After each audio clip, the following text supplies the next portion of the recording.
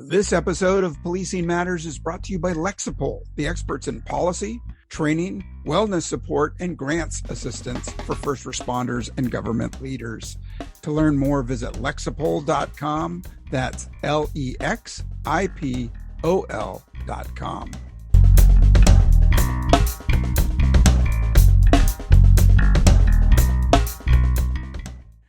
Hey, there's no shortage of crime books out there, but when a novel is penned by someone who's actually lived the job, walked the beat, investigated cases, and faced the realities of policing, it carries a different weight. It's one thing to imagine crime scenes and high stakes encounters, it's another to write about them with firsthand knowledge. Well, welcome to Policing Matters on policeone.com. You know me, I'm your host, Jim Dudley. Be sure and check us out on our YouTube channel as well. Well, this week we're joined by someone who brings the authenticity to the page.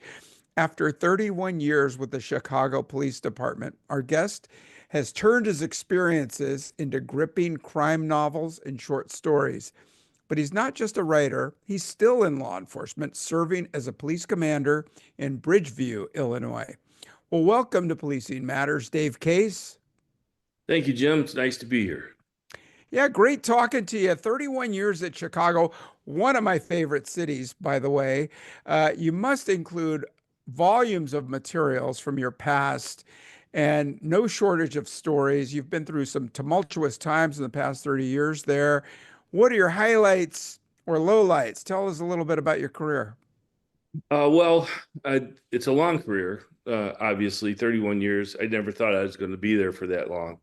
I originally came from Minnesota, and it's one of the things I was kind of proud of. I moved to Chicago to become the police. I took the test in 1985 when I thought the Bears were going to be keeping on going, being good.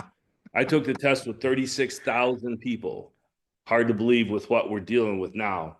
36,000 people took the test in 85. I got hired in 86, right after they won the Super Bowl, and have tanked ever since.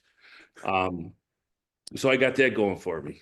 But highlights and lowlights, I've got the most wonderful experience working with some of the greatest men and women in the history of law enforcement. I mean, I've just been blessed with the men and women I work with on the street, with the supervisors that I've worked for, and just had a fabulous experience. I think I bring a unique background. Coming from Minnesota, I have no ties to anybody. I have no family on the job, anything like that. So I'm really proud of everything that I've accomplished in Chicago. I've done as kind of an outsider. I was able to get into the special operations section. I worked on plainclothes TAC teams in Inglewood and in the 18th district, where I worked in Cabrini Green pretty much exclusively for 4 or 5 years. I got on a SWAT team. At the time, it was a part-time HBT team through special operations. Was chosen to be a sniper, which we had 27 snipers working off of 9 guns. So really only the primary riflemen were the snipers. The rest of us were more entry team. We got the opportunity to have more training, is what that really amounted to. So I had a just awesome chance to work in with good people. I worked hard. I got rewarded. Went back to school. The department was really good for me and my family. Lowlights, I think, nowadays we have to acknowledge the suicide rate of the police. And I was keeping track of everybody I knew that was killed in the performance of their line of duty and suicides. And I stopped because my suicide lengthy list it was getting ridiculous. And I couldn't keep it up anymore. So there's really something to be said about men and women taking care of themselves, and what do we owe them as a department, as administration. I've also had a number of people that I've worked with that ended up going to prison. And I've thought to myself, how did I fail that person as a supervisor, as a coworker? How is it I failed them? And I've had the same thoughts, more so about the suicide. But nevertheless, there has been a couple people that went to prison. I thought, wow, how did I miss what was going on? Did I have blinders on? Because I think the police are the best profession at policing themselves. I don't know, nobody's been able to tell me a profession that does it better. Um, so how is it that we miss that sort of thing? I think you missed it because it was the 90s and drugs were out of control and crime was out of control. You were kind of busy. We were busy, and one of the things I think about, and I think we might talk about it a little bit later, is I came on in '86 when they wanted the bad guys locked up, and there was no police department better doing it in Chicago. We locked up people left and right, but it didn't solve the problem. Police are not geared towards solving society's problems.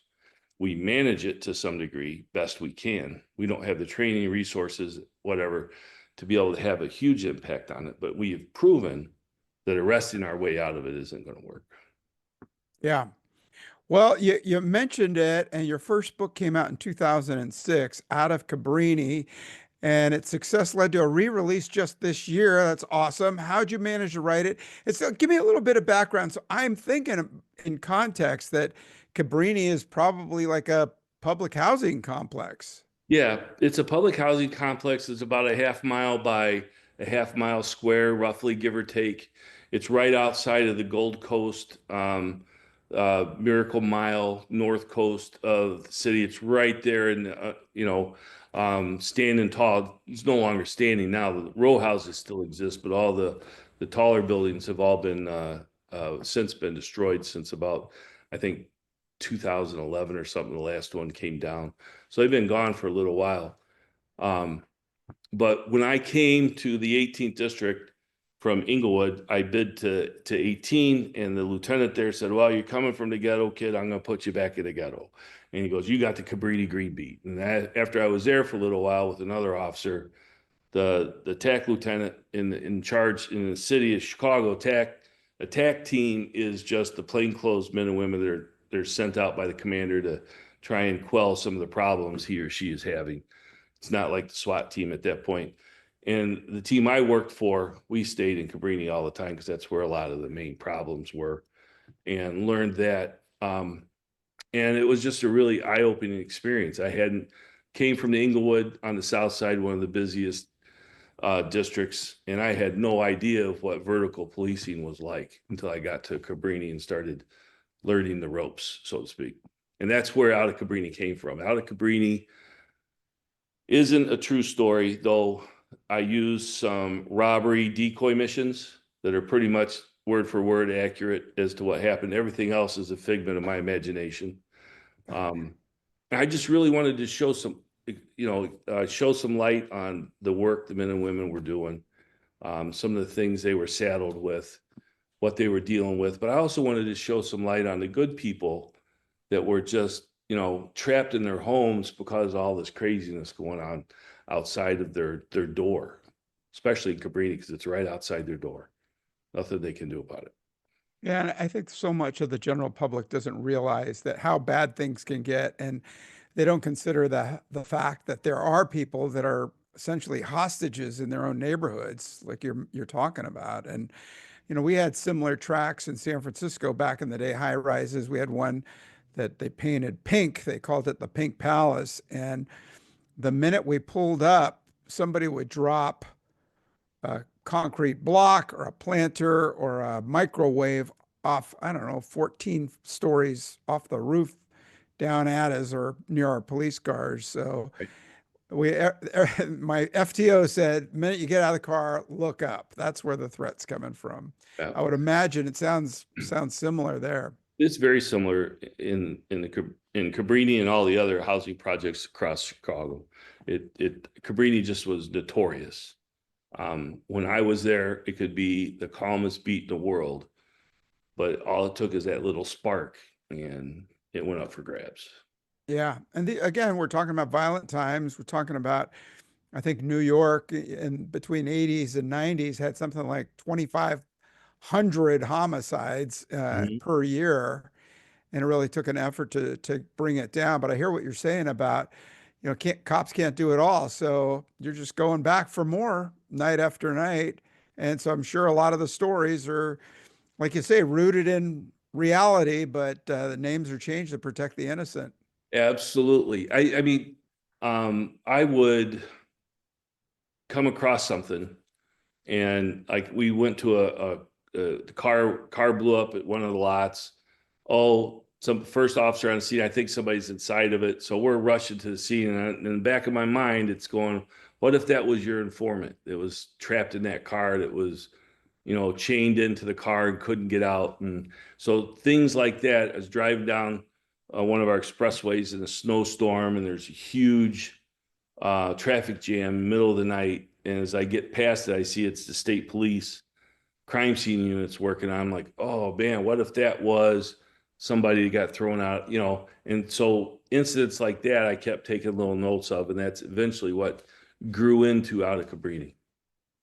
Yeah, and so you and I chatted for a little bit before we went recording, and you were talking about the reality factor. And I love reading books by cops because, there's some inside baseball in there, but Mhm. you talked about, I mean, but we both talked about some frustration reading books by novelists who maybe, crime is not their forte, and then they say something that is just so frustrating to listen to.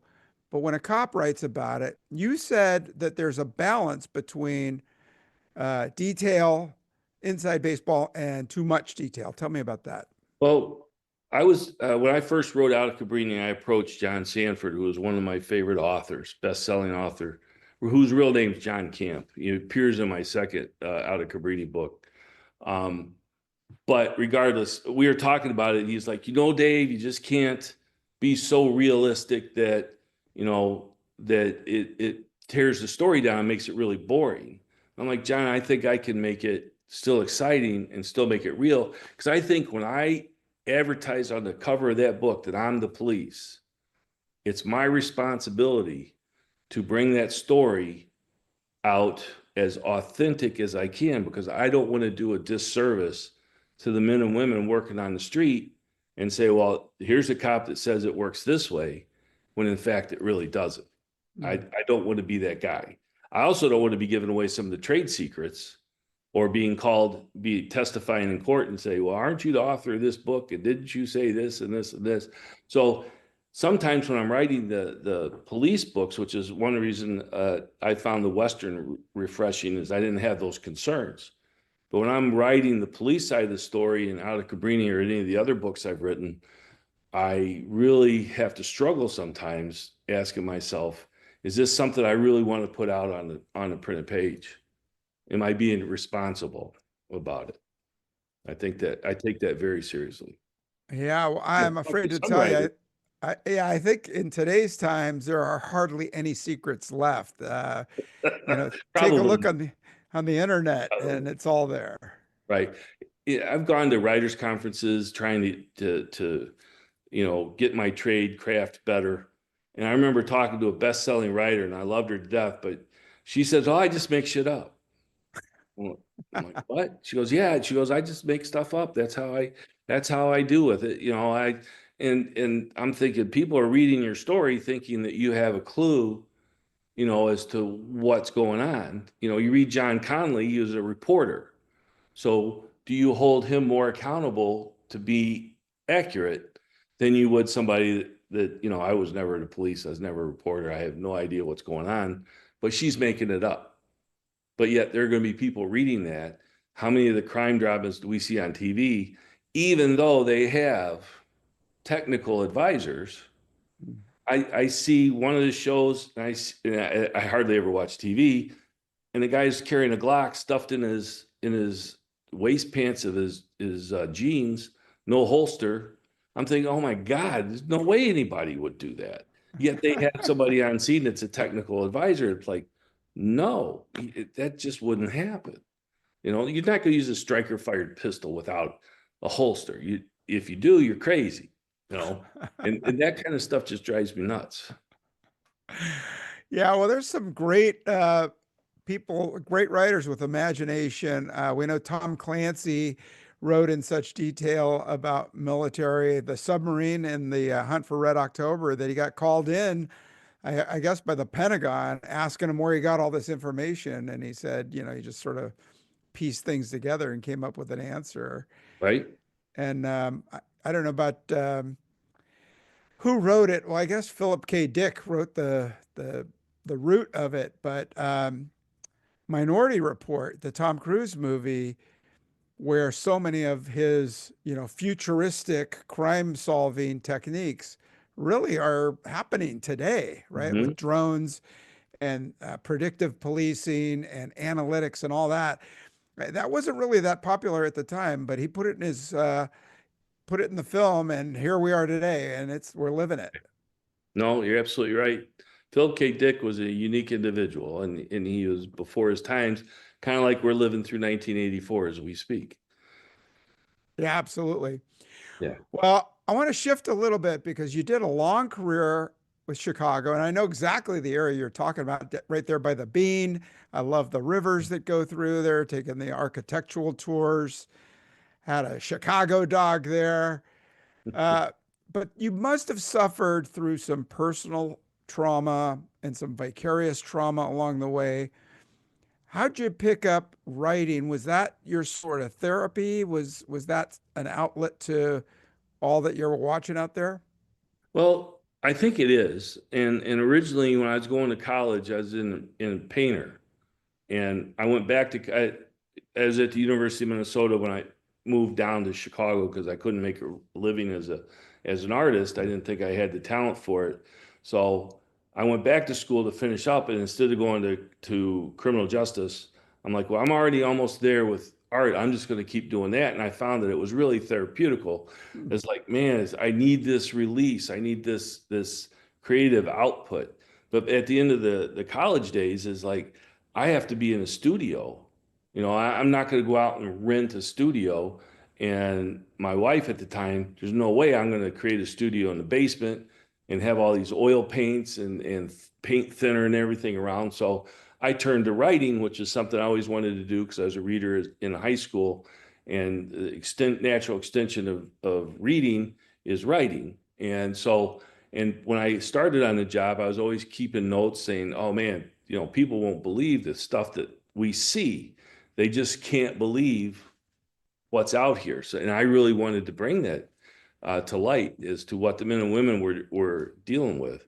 And I found as I was writing that it was very therapeutic. And if I don't write, I find I get a little irritable, and it's brought to my attention that, well, maybe you need to find some time to do some writing because you're being really difficult. So there's definitely something to that.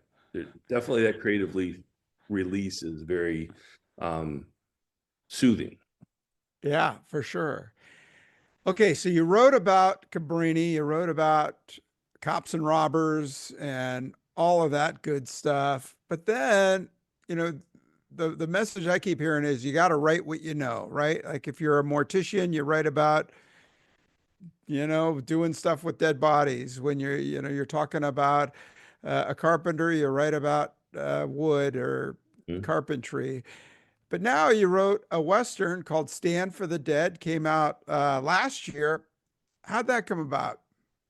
Well, as we were talking before, I've written a number of books. I only at the time had sold out of Cabrini, but I kept writing, and I wasn't successful with getting published. I had an agent for a little while. We ended up having differences of opinion.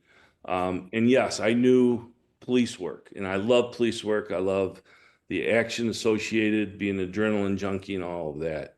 And I got a writing partner that's a retired police officer out of Matson, sergeant out of Matson, which is a south suburb of Chicago. And we would always be talking and encouraging each other and that sort of thing.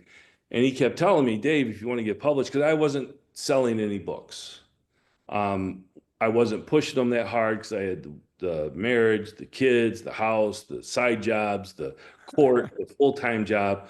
He's like, so I would try a little bit and I wasn't having any success. He goes, the same publisher that did Out of Cabrini originally is doing Westerns now. Write a Western. They loved your book. You sold really well for them. I'm sure they'd be interested in talking with you. So I wrote the Western. As I was almost done, they quit doing Westerns. They only did large print editions of Westerns, and most of those were books already published, but they did have a few original stories that they were doing. So we approached them. I finished it. We approached them. They said, sure. And if you want to go get a conventional publisher to do regular paperback, trade paperback, whatever. So, but when I decided to write a Western, I loved Westerns growing up as a kid. Westerns were everywhere. It really wasn't something I read. So when I decided I'm going to try and write a Western, I had to do my research. And research is important to everything. And so I dove into doing the research. I ended up taking a vacation out to South Dakota, which ended up being one of the kind of general location of the good portion of the story. And it was just a lot of fun, looking into the different aspects, paying homage to the Western mythology and that sort of thing. But again, I tried to bring realism to it. And I was never a cowboy. I've ridden very few horses. And now that both knees have been replaced, I don't even know if I could get on one. But I have been there. I've been in the fights. I've been in the shootings and the action and that sort of the confrontational nature of different things that happen. I just didn't know maybe the vocabulary they might have used. I didn't know what Indian nations might have been in the vicinity at the time. And that's what my research showed me. And it was fun. And then I had the opportunity to bring that research onto the page. And it was really a lot of fun. And I'm really proud of the story. Um, so, but yeah, it basically was a whole lot of research and then backing it up with a good story. And I think I did all right. And now I need to probably write a sequel because it's one of those serial type of stories. And in the back of my mind, I'm working on that one as well. Oh, nice. Yeah. Well, there's always some romance in a Western and the lawmen of the West. I see the parallels with today's modern policing, so I hear what you're saying. Hey, I want to talk more about Chicago, your time there, but first, I'd like to take a moment and thank our sponsor. Lexipol empowers first responders and public servants to best meet the needs of their residents safely and responsibly. Serving more than 2 million public safety and government professionals in over 8,000 agencies and municipalities, Lexipol offers a range of solutions that includes policies, training, behavioral health resources, news and analysis, and grant assistance services for law enforcement, fire and rescue, EMS, local government, and other agencies dedicated to public safety. To learn more, visit lexipol.com. That's LEXIPOL.com. And we're back, and I'm speaking with Dave Case, retired Chicago PD lieutenant, writer, currently a commander with the Bridgeview Police in Illinois. Now, Dave, we're talking about your police career in Chicago. What kind of changes that have happened over there, since the time you've been there? I mean, nearly, 40 years ago when you started. When I look at crime statistics, they are so high, 93% higher than the average of American cities per citydata.com, and averaging over 500 homicides a year with highs of 750 in 2016 and 2020. I mean, it was probably even more violent back in those late 80s, early 90s. Were you It just seemed running that from call to call? Yeah, we talk about it today, and we have the CAD, computer assisted dispatch.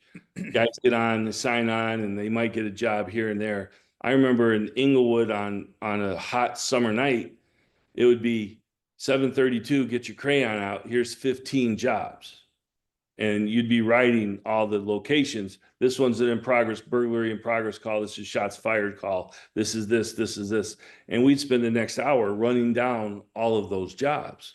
And that's not how it happens anymore. I'm a little removed from Chicago because I retired in 2017.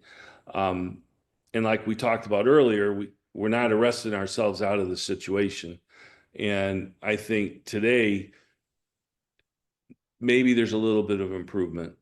But the hostile scrutiny, I think the police undergo on a daily basis, Like I said, I think it's smoothed out a little bit, but there for a while, it was brutal.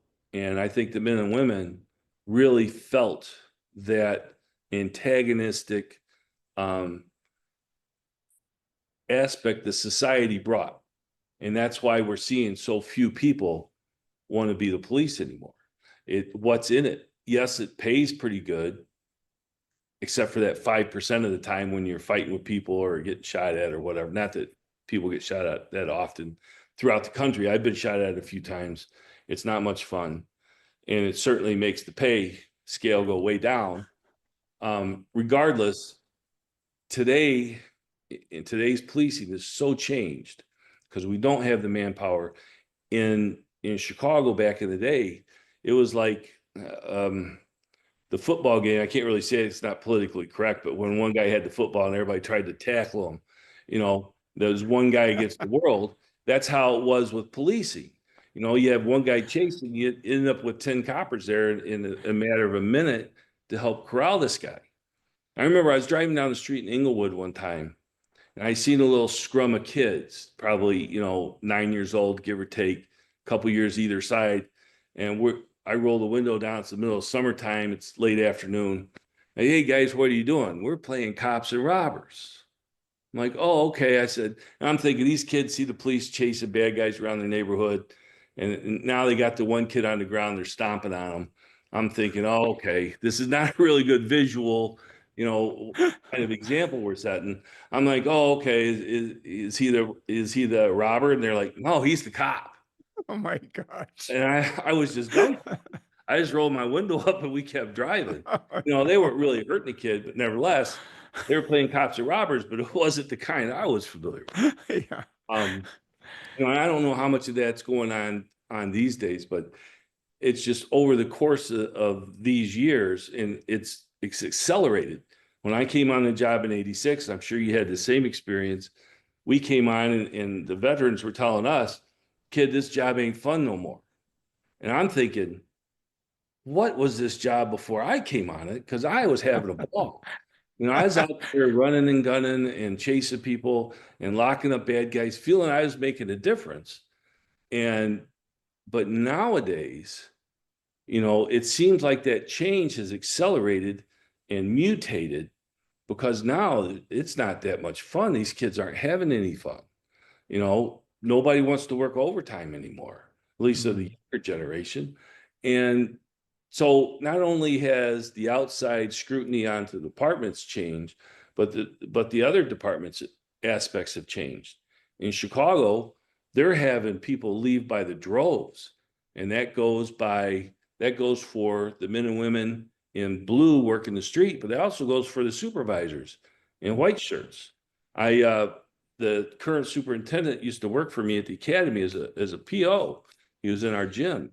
Great dude, outstanding dude. I was we had a conversation with the Palestinian community that's really heavy in Bridgeview that was causing some problems in Chicago. So we all got together and we're having a conversation. Afterwards, I was having a conversation with the superintendent. He's asking me how things were going. And I asked him how he's doing. He's like, Dave, there's nobody left. Because everybody's leaving, and for the department to recover, it needs good leadership. And a lot of those leaders were leaving. And there's no way to recover that. It's like when we went to straight watches and you had, the old timers that didn't want to do anything on days. You had the young kids on midnights that didn't know what they were doing. And you had the afternoons that were all disgruntled because they couldn't get on days, and we lost that ability to commingle all the people together and get that good variety of leadership amongst even the POs and education into it. And now we have the young leading the young. Once we went to straight watches, I was still on probation and I had another recruit right out of the academy riding with me for a couple of nights. And it's like, this is crazy.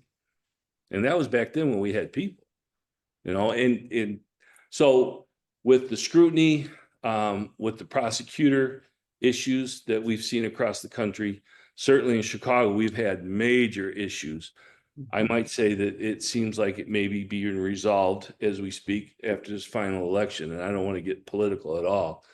But nevertheless, it's a big part of it. When the men and women don't think there's going to be any ramifications to or consequences to the people that they're arresting, and you have Right. to tell the victims, I don't know what to tell you. You know, we're getting a lot of pushback from the new laws that they passed last year, where we're letting people go for drug offenses. We're writing them a ticket, telling them to go to court. What's that all about? And when the person comes to us, say, we want this person locked up, they hit me like, well, we wrote them a ticket. You know, it's not like it used to be. And I think a lot of the people don't understand that. So we're getting some pushback from both sides. Why aren't you doing this? Well, we're not doing it that way anymore. And it's really frustrating for the men and women that want to make that difference to their community and they can't because their hands are tied. Yeah. And it's really frustrating. I see them and I see them going, you know, this is stupid. Why am I doing all this? Why am I missing my daughter's graduation or my son's birthday party to be out here doing this for a lot of times, you know, I'm not being allowed to be effective. And it's challenging to find a way to be effective in that environment. And that's where we have to learn the nuances of what the new laws allow us to do and permit us to bring uh, to bear on the situation on the street and do the best we can. Yeah, I think you hit on it early on though when you talked about um, the pendulum swinging or at least turning a little bit. We've seen some of these social experiments that haven't panned out like some activists may have thought they would. Oregon as a whole state thought they'd decriminalize drugs where you didn't even get a ticket that people were offered help or $100 fine that was optional. And Right. after a couple of years of that fell by the wayside. We're seeing it here in California, some pushback on some real decriminalization, virtue signaling that's really hurt people and small businesses and retail. So we're pushing back on that as well. So I think that some things are changing. Um, the toll on cops every day. You were in Chicago's busiest area. You worked nine years in the busiest nighttime area with over, I think you said 1,100 bars and nightclubs. You ran the plainclothes squads and patrol officers. Um, I mean, I worked a similar area in San Francisco, and cops were sick of it. They were done with breaking up fights every night or hauling, barely ambulatory drunks to call into an ambulance for them because they Mhm. couldn't walk. They were so inebriated. So I'm sure you got the same kind of pushback. Oh, absolutely. And the fire didn't want to hear from you because they had their own hands full. They didn't want to deal with a detox person. It was really challenging. And we had 76 4 o'clock bars that would be Wow. open 4 o'clock every night, except on Saturday nights, they'd be open till 5. And what do you do? You know, nothing good happens after midnight generally when you're talking about in a bar. Um, and the men and women I was dealing that I was responsible for, not only we were dealing with just the regular drunks coming down from the suburbs, but we were also dealing with the bars that weren't making enough money, so they started advertising and using gangbangers because the gangbangers had that money in their pocket and they didn't care about next week because I might not be alive, so I'm just going to spend all this money, drug money I got now, and it became a real problem. And we had a lot of shootings and things that we were trying to deal with. And it was very difficult. It was very difficult to keep those officers motivated. I was fortunate I had good sergeants and a good group of a good solid nucleus of people. And we had actually a lot of fun. But nevertheless, it was a lot of work. And you could see the regular officers on the watch that weren't dealing with it all the time didn't want anything to do with it because it was complicated doing liquor license investigations and that sort of thing. And, you know, and then we get accused of protecting bars and this sort of thing. And it can be really frustrating, really, really Yeah, frustrating. caught in the It was a middle. challenge. Caught in the middle. It was a Hey, challenge. So finally, here you are at retirement age, and you're still busy. You're working in policing on the midnight shift, I may add, teaching at Northwestern and writing books in your quote spare time. What motivates you? What gets you out of bed every morning? You talked about you were too busy before to write books, but here you are writing them and you're still busy. Yeah, well, to get me out of bed is a loud alarm. Um, and and since I am on nights, I'm on nights because we don't have enough sergeants. So until we promote a sergeant, I told our chief I'll take a night team so that we don't have to change sergeants around when the new person comes out to take the night team and somebody doesn't go to days and we're switching. I just put me on nights. And I love it because now I can get from one end of the city to the other with no time. I don't have to deal with some of the headaches, the administrative stuff Village Hall brings. So that part of it's great. Unfortunately, the men and women on nights are wonderful. The job isn't that terribly difficult, but the problem is the lifestyle. You know, it'd be great if I didn't have to sleep all day and try and get up at night. Luckily for me, my kids are all grown. My oldest is 27, is an engineer. My middle guy is down in St. Louis finishing up college, and my youngest, my daughter's in Indianapolis. So I call them, I talk to them, but it's not like I'm running them to school like I used to do when I was on midnights in the city. Now it's a little bit different. But at 63, working midnights is a whole different animal than it was at Oh 50. yeah. You I feel your pain. know? Yeah, that part's a little bit of a challenge. Um, in writing, I try and fit in the writing where I can. Um, the problem with being in, I think you had the same experience. I would imagine you found it same frustrating, is once you get into the executive positions, and even as a supervisor, you're concerned about the men and women that you're responsible for, and you take that home with you. It's not like you take the uniform off and you walk away from it. Like, Mhm. a lot of times you can as a regular police officer. You're not thinking about it at home unless they're calling you for overtime or something, or you're on the SWAT team and they're calling you out, or a detective, whatever. But as a supervisor, once you realize that you're responsible for these people, and I like to think I'm responsible for their legal, emotional, and physical welfare, um, that is a huge burden. And you take that home with you. And as a commander, I'm always trying, what can we do to make it a better environment for the few men and women we have that are out there working, to keep them doing what they're doing, to making the community a better place to be in. And then you're fighting some of the administrative village hall stuff that's coming over, that they don't like what you're doing for whatever reason. And it gets really frustrating. And that I find frustrating because then it takes me away from the writing time. What little I have, um, it could be a challenge, but I think the men and women are doing such a magnificent job in such daunting circumstances. I think it's you know crazy that they don't get the recognition they deserve for what they do Mhm. accomplish under the in the current environment that we live in. So I like to try and bring them some recognition, whether it's through what I do at work as a commander, or whether it's through my writing. Um, the best compliment I can have, I had an officer come up to tell me, I took your book and I gave it to my dad.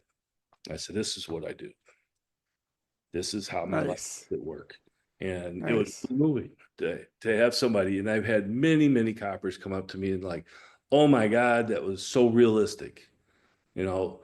And I used to get rejection letters saying, this is like reading a newspaper, not the right style of writing, but the stories, they're like, this is right out of the newspaper. I'm like, well, I'm trying to make it, real and give you a taste of what's out there. Because it can be Yeah. scary. Yeah. Yeah. Well, I wish more veteran, seasoned, I won't say old, experienced cops like yourself would stick around a little bit and, give some of this and rub it off onto some of the young people. I think Bridgeview is so lucky to have you. The young people on the midnights, man, they don't know how good they got it with you hanging around. And I'm going to take a look at your books out of Cabrini and the follow up that's, I guess, in the works. But I'm really interested in looking at the Stand for the Dead. I'm always game for a Western and looking forward to it. I appreciate your time, Dave Case. Well, thank you, Jim. I really appreciate it. I'm going currently having the website designed, and I love to hear people's criticism, what they like, what they don't like. I take everything into account. I don't always use everything. But nevertheless, I love to hear feedback as to what people liked about or didn't like about the book. So I'd love to hear from you when you get a chance. When I get the website up and running, I'll give you a link. Share that. Anybody that wants to make comments certainly can. The only time I ask is one time I was in the urinal and some guy's like, "Oh, you're that cop that wrote that book. You might want to just, give me a break there." But other than that, I will always sit down and talk with anybody about writing and about police work and police officers, young and old, all day long. I have Nice. a passion for it. Well, I might take you up on that on another issue. All Sure. right, Attica Cabrini and the Western Stand for the Dead. Where do we find them? Well, they're both on Amazon. Out of Cabrini, you can see the old 2006 versions. There's still some floating around. And then the newest one came out in 2025. Don't know yet when the sequel is going to come out, probably be July-ish, give or take, of this year. Working title, Chicago Justice. And really looking forward to that because obviously Out of Cabrini was out already. And basically, this new book is the same book. I updated the bio and the acknowledgments a little bit, but it's the same story. The new one, though, coming out in the summertime, I think is going to be good because I've stepped it up a little bit, brought some political aspects into it, and I'm really excited to see what people think of that. And obviously, the Western is something completely new, and I'm very interested to see how that's received. Nice. And we'll go from there. But yeah, I'm really excited and it's fun. Seeing your book on a bookshelf or on a library shelf is an amazing experience. Yeah, very cool. Well, I hope some of our listeners can appreciate your journey. And I know there's a ton of really great stories out there. And I know there's a few people that could put pen to paper and make them a reality for readers. Thanks again, Dave. Stay safe and say hi to everybody out there in Chicago. Will do, Jim. Thank you very much for the opportunity. I Okay, really, you bet. You bet. Take good care. all right. Hey, listeners, let me know what you think. And if you like the show, drop us 5 stars on Apple Podcasts. Let me know what you think. Drop me a line on policing matters at policeone.com. And if you've read Dave's book, let me know and we'll post it in the show notes as well. All right, take good care. And I hope you're safe. And I hope to talk to you again real soon.